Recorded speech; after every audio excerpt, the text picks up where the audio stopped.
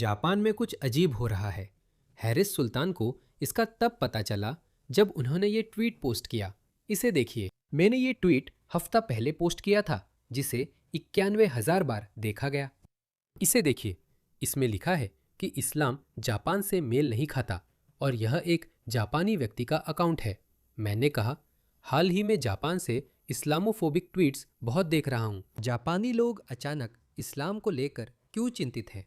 Islamophobic शब्द quotes में है। मुझे सच में नहीं पता था। मुझे लगा था कि जापान ही एकमात्र आधुनिक समृद्ध देश है जिसने बहुसांस्कृतिकता के विचार को स्वीकारने से इनकार किया है, जिसमें आप तीसरी दुनिया की मध्ययुगीन संस्कृतियों के लोगों को लाते हैं। लेकिन जैसा कि सामने आया, मैं गलत था। और अगर आप भी यही सोच रहे थे तो आप भी गलत है। इसे देखिए, तो ये एक और जापानी अकाउंट है जो सनाए ताकाइची, जिन्हें मैं अभी तक बहुत पसंद करता था, का गंदा राज बता रहा है और प्रशासन और एलडीपी की अव्रजन नीति का पर्दाफाश कर रहा है। वे भारी संख्या में विदेशियों को ला रहे हैं और दावा करते हैं कि यह आव्रजन नीति नहीं है। किसी ने उनसे इस पर कड़ा सवाल किया है। मुझे नहीं पता ये क्या है। संशोधन प्रस्ताव पर मैं जल्दी पढ़कर सुनाता हूँ। यहाँ एक विपक्षी नेता है, वह ताकाइची से पूछ रहे हैं, मैं अभी श्री कोंडो से पूछना चाहूँगा, जन्म दर में गिरावट और विदेशियों की तेजी से स्वीकृति बढ़ रही है, जिससे हमारे देश की जनसंख्या संरचना में बड़ा बदलाव आने वाला है। यूरोप और पश्चिमी देशों की तरह यहाँ भी कुछ लोग इसे लेकर संकट महसूस करते हैं। पिछले अगस्त में न्याय मंत्री ने विदेशियों को स्वीकार करने पर दस्तावेज जारी किया था, क्योंकि अन्य संस्कृतियों के लोग अपनी समस्याएं भी लाते हैं। तो जापान ठीक उसी स्थिति का सामना कर रहा है जिससे यूरोप और पश्चिमी देश पिछले 20 से 30 वर्षों में गुजरे हैं। ताकाइची पर जापान में गैर जापानी प्रवासियों की बाढ़ लाने का आरोप है। अब ये वीडियो सामने आ रहे हैं। देखिए, ये लोग जहां भी जाते हैं बार बार वही करते हैं, स्थानीय संस्कृति का सम्मान नहीं करते। जापान जैसे ऐसे देश में जहां मुसलमान अल्पसंख्यक हैं, जब नमाज का वक्त आता है तो वाकई बहुत मुश्किल होता है। इसके साथ भी वही समस्या है। वे कहते हैं कि ये लोग यहाँ आकर हॉलवे या आम रास्तों में खड़े होकर नमाज पढ़ते हैं, और जाहिर है जापानी लोग इससे खुश नहीं हैं, क्योंकि उन्होंने ये दूसरी जगहों पर भी देखा है। बस यही नहीं, देखे, जब ओसाका के योदोगावा वार्ड की मस्जिद के पास घूमते थे तो लगा जैसे ये अब जापान नहीं है। अगर आप यूनाइटेड किंगडम या फ्रांस की तरह धीरे धीरे जापान का भविष्य बदलने का इरादा रखते हैं तो ये बिल्कुल भी स्वीकार्य नहीं है। मैं आपसे अनुरोध करता हूँ, कृपया अपने अपने देशों में वापस लौट जाएं।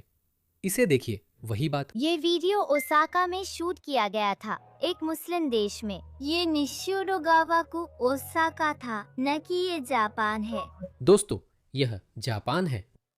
यह जगह साफ सुथरी और समृद्ध, अनुशासित मानी जाती थी, लेकिन अब ऐसा नहीं है। जापान भी अब वैश्वीकरण, बहुसांस्कृतिकता के वायरस से संक्रमित हो चुका है और अब जापानी लोग भी विरोध करना शुरू कर रहे हैं। इसे देखिए, Japan first party, Australia first, America first, Britain first. ऐसा क्यों है कि ये जहां भी जाते हैं वहां के लोगों को राष्ट्रवादी बना देते हैं, यानी वहां के ऐसे लोग जो दूसरी संस्कृतियों या दूसरी नस्लों की परवाह नहीं करते। आमतौर पर वे नस्लवादी नहीं होते, वे बस चाहते हैं कि उन्हें अकेला छोड़ दें। वे शांति से जीना चाहते हैं, लेकिन वहां जाकर सब नस्लवादी हो जाते हैं। नहीं, वे नस्लवादी नहीं हैं, बस अपनी जिंदगी बचा रहे हैं। ये पूरे जापान में हो रहा है। मुझे नहीं पता, ये मुस्लिमों जैसा नहीं सुनाई देता। यहाँ एक पड़ोसी है, तो ये एक जापानी व्यक्ति है जिसे तेज संगीत से नींद खुल गई है, और बस देखिए।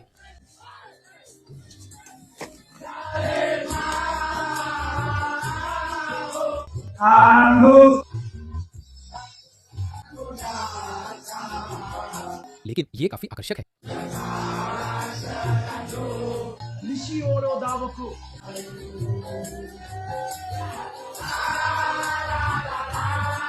जाहिर है ये रात का समय लग रहा है।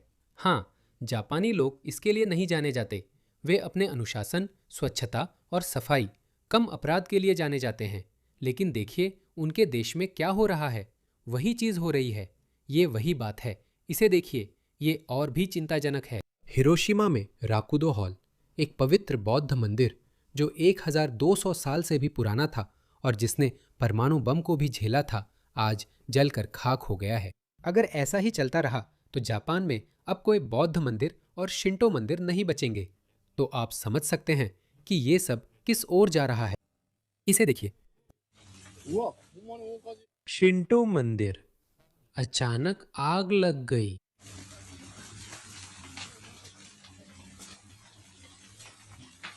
और भी बहुत कुछ है। देखिए, 2026 के पहले 5 महीनों में जापान के 9 बड़े मंदिरों और देवस्थलों में आग लगी है। 15 जनवरी, 7 फरवरी, 13 फरवरी, 20 फरवरी, 24 अप्रैल, 27 अप्रैल, ये सभी तारीखें, उनमें से एक विश्व धरोहर स्थल था। ये साधारण आग नहीं है। और इसे देखिए, अचानक ये ज्वलनशील हो जाती है।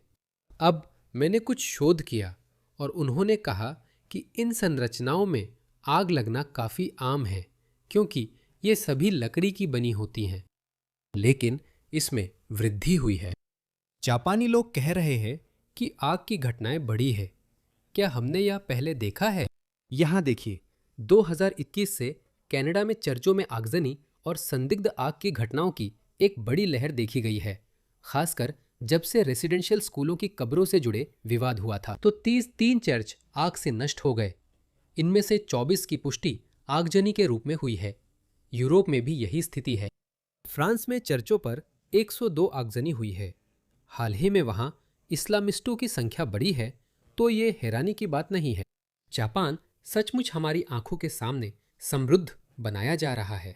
अगर किसी को अभी भी इस बात का सबूत चाहिए कि बहुसांस्कृतिकता खासकर बर्बर संस्कृतियों के लिए काम नहीं करती है, अगर जर्मन, फ्रेंच या ब्रिटिश लोग जो जातीय रूप से वहां के हैं जापान जा रहे होते, तो इनमें से कुछ भी नहीं हो रहा होता। कुछ भी नहीं, क्योंकि वे खुद उन्नत संस्कृतियां हैं। लेकिन जब आप उत्तर अफ्रीका, मध्य पूर्व, पाकिस्तान, बांग्लादेश या ऐसी संस्कृतियों के लोगों को लाते हैं तो ये होना तय है। अब बहुत से लोग कहना शुरू कर रहे हैं कि बड़े पैमाने पर प्रवास के पहले शिकार महिलाएं और बच्चे होते हैं। इसे देखिए, एक और जापानी अकाउंट। मैं फिर कह रहा हूँ, 1 साल पहले तक मैंने ये सब नहीं देखा था और न ही ट्विटर पर कोई जापानी, इंडोनेशियाई या चीनी अकाउंट देखा था। कुछ सीसीपी और उसके प्रचार वाले अकाउंट्स देखे थे, पर ऐसा पहले नहीं देखा था। लेकिन अचानक हम ये सारे जापानी अकाउंट्स देखने लगे हैं जो इंटरनेट पर उपलब्ध लाखों वीडियो पोस्ट कर रहे हैं। पश्चिमी देशों में थर्ड वर्ल्ड माइग्रेंट्स की मचाई तबाही दिखाकर जापानी लोगों को बताया जा रहा है कि यही जापान का भविष्य है। इसे देखिए, आया साइतामा के एक मगाडोन कुजियोती स्टोर में 4 विदेशी आदमी जिनकी पूरी दाढ़ी थी, देखिए उन्हें, काफ़ी देर तक महिलाओं के सैनिटरी प्रोडक्ट सेक्शन में खड़े थे। जाहिर है किसी महिला ने फोटो ली है और सोच रही है ये लोग यहाँ क्यों हैं। वो वहाँ जाना चाहती है लेकिन असहज महसूस करती है। जापानी महिलाएं अब अपने मोहल्ले में भी आराम से खरीदारी नहीं कर सकती। ये सिर्फ बुरे लोगों की वजह नहीं है, बल्कि यहाँ युवा आदमी अकेले हैं। यही बात है। हमें अब ये समझाने की ज़रूरत ही क्यों है। देखिए, जापान में पाकिस्तानी मुसलमान कह रहे हैं इस्लाम को कम मत समझो। उन्होंने अभी अभी एक नए देश जापान में अपनी जगह बनाई है और वे पहले से ही लोगों को धमकाना, डराना और उकसाना शुरू कर चुके हैं। देखिए, ये वीडियो निशिओरोगावा में शूट किया गया था, एक मुस्लिम देश में नहीं बल्कि जापान में। आज संयुक्त राष्ट्र के सामने मैं संदेश दूंगा, लेकिन कृपया रुक जाइए। ताकाइची यह कर रहे हैं। ताकाइची ये कर रहा है। देखो, वह कह रहा है इस्लाम को कम मत समझो। उसने जापानी भाषा भी सीख ली है। ये मुझे फॉलो करता है। उनकी संख्या बढ़ने पर वे और आक्रामक हो जाते हैं। बिल्कुल, कौन समझदार इंसान अपने देश के साथ ऐसा करेगा? देखिए एक और वीडियो। जापान में तुर्की दूतावास के सामने कुर्दों और तुर्कों के बीच झगड़ा। वे जहां भी जाते हैं वहां अपनी अराजकता और अव्यवस्था ले आते हैं। तुर्की के लिए वीजा छूट खत्म करनी चाहिए। जापानी लोगों के लिए इससे फर्क नहीं पड़ता कि वे तुर्क या कुर्द हैं। उन्हें क्या फर्क पड़ता है? देखो, वे अपनी जनजातीय लड़ाइयाँ विदेशी देशों में ला रहे हैं। ऑस्ट्रेलिया में ये जापानी भी है और मुसलमान भी है जो यहूदियों से नफरत करते हैं, क्योंकि वे यहूदियों से नफरत करते हैं।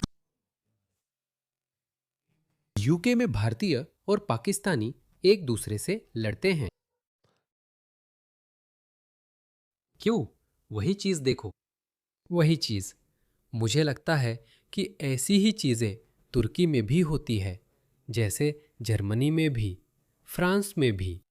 आप अपने देशों को क्यों भर रहे हैं इन भयानक संस्कृतियों के साथ? क्यों?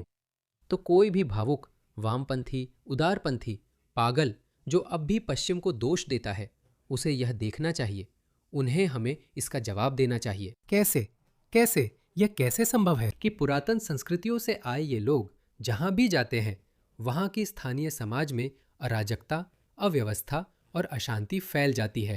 जहां भी ये लोग जाते हैं, वहां नागरिक अशांति उनके पीछे पीछे चली आती है। तो मैं वास्तव में जापान के बारे में यह देखकर हैरान था। मुझे लगा था कि जापान ही एकमात्र देश है जिसने विलुप्त होने को स्वीकार कर लिया है। मैं तो खुद विलुप्त होना पसंद करूंगा। मैं समझता हूं कि जापान जनसंख्या के लिहाज से सबसे तेजी से सिकुड़ता हुआ देश है।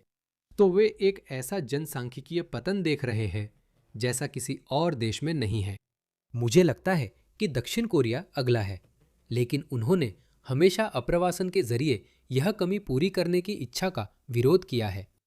वे जातीय जर्मनों, स्वीडन वासियों और नॉर्वेजियनों को नहीं ला सकते, क्योंकि ये विकसित देश खुद जनसांख्यिकीय कमी झेल रहे हैं। तो वे सोचते हैं हमारे बुजुर्गों की देखभाल करने के लिए, क्योंकि जनसंख्या पिरामिड उल्टा हो गया है। चलो उन संस्कृतियों के लोगों को बुला लेते हैं जो हमसे नफरत करते हैं। अगर एक स्थिति खराब है तो ये उससे भी ज्यादा खराब है। इनको नहीं लाना चाहिए। मुझे ऐसा कोई ट्वीट नहीं मिला जिसमें कोई जापानी ऐसा कह रहा हो। बांग्लादेश और पाकिस्तान से बहुत सारे पुरुष जो जापान आए हैं, वे दूसरे पाकिस्तानियों या जापानी लोगों और दूसरे कुर्द और तुर्क लोगों से कह रहे हैं कि वे भी जापान आए। जापानी महिला से शादी करो, स्थायी निवास और नागरिकता लो, फिर तलाक दे दो और फिर अपनी ही देश की महिला को अपने देश से ले आओ। वही तरीका। वही तरीका। ये राजनेता ऐसा क्यों करते हैं? मेरी समझ से बाहर है। जैसा मैंने कहा, मैं अपनी संस्कृति इन जंगली लोगों को सौंपने के बजाय विलुप्त होना पसंद करूंगा।